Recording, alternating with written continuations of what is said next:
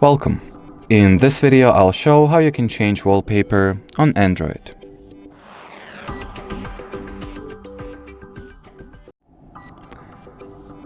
So you can begin by launching your preferred gallery app, opening whatever picture or image you would like to set as your new wallpaper, then press at this little context menu and look for the set as a wallpaper option inside of it. So in my particular case it should be hidden somewhere here. Yep, set as wallpaper, tap on it, then crop your image if necessary and press set as wallpaper. Then select if you would like to change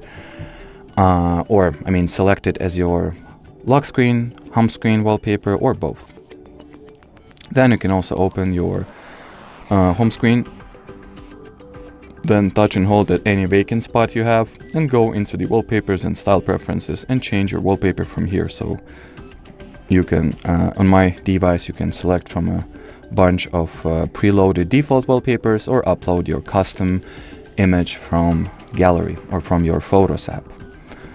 I guess on certain devices you can even do that from lock screen as well. So open your lock screen, touch and hold, press customize lock screen, yep, and here you have it. From here the process is somewhat the same. And well, as far as basics for changing wallpapers go, that'll be it. So thanks for watching and bye bye.